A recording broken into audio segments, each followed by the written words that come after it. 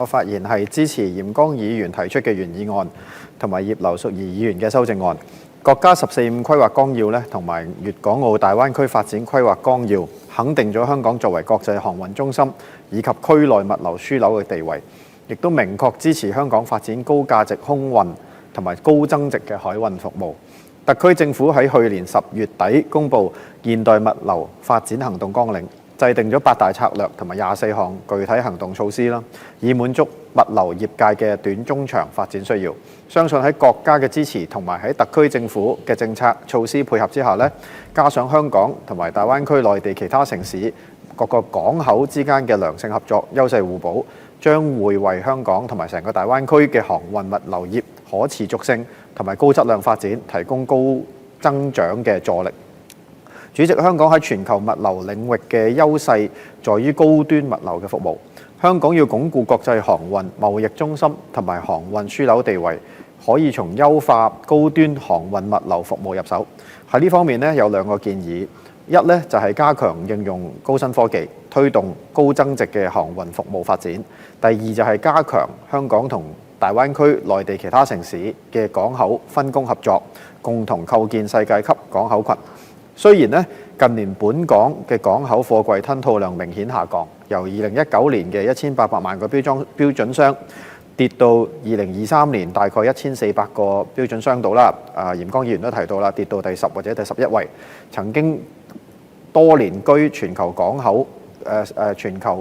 口吞吐量首位嘅光景已經不復在啦。不過香港航運業仍然都係一個非常大嘅市場。大家應該積極面對，包括點樣去採用更加多嘅創新科技，解決管理上遇到嘅困難同埋挑戰，進一步提升效率。例如香港國際貨櫃碼頭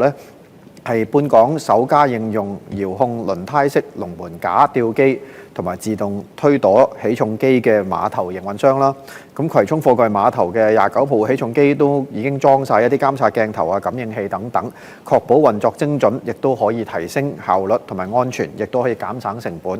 咁除此之外內地近年亦都積極推動智慧港口嘅發展啦。譬如舊年暑假，我哋幾位議員去青島參觀咗亞洲首個全自動嘅集裝箱碼頭，貨櫃由船上面運到去貨櫃車，到岸上一路去到碼頭入倉，全程都係自動化操作。成個碼頭基本上一個人都冇，淨係見到一啲無人車啦，同埋空中軌道去運送集裝箱。咁另外深圳蛇口馬灣港喺2021年11月都完成咗升級改造嘅建設，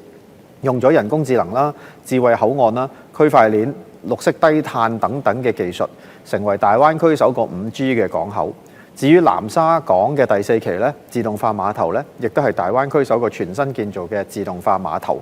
用咗新一代嘅物聯網技術啦、5G 通訊啦同埋人工智能，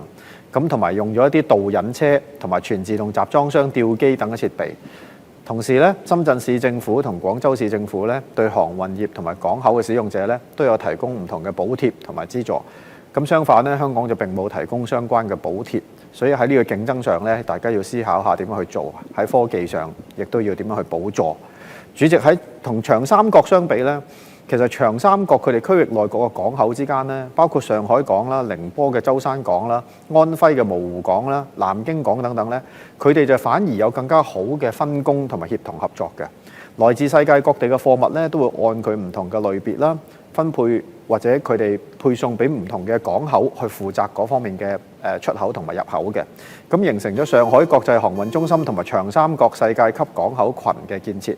咁粵港澳大灣區係咪可以仿效長三角呢？大家唔好視區內其他港口為競爭對手，而係透過推進香港同大灣區其他城市之間嘅港口分工協作、優勢互補，進一步做好灣區入邊嘅港口佈局，形成潛力比較大嘅大灣區港口群，而唔係我哋互相競爭。為咗達到成為世界級港口群嘅目標香港可以喺一國兩制之下發揮超級聯繫人嘅角色，加上香港具備完善法制、國際金融中心同國際仲裁服務等等，都係支持香港航運港口業朝住高增值航運物流服務業集群模式發展轉型嘅一個好好嘅條件。最後我想講，航運物流產業涉及大量數據嘅掌控同埋管理非常重要。我建議喺政策上面配合，希望我哋可以做到大灣區入邊航運界嘅交易數據集中中心。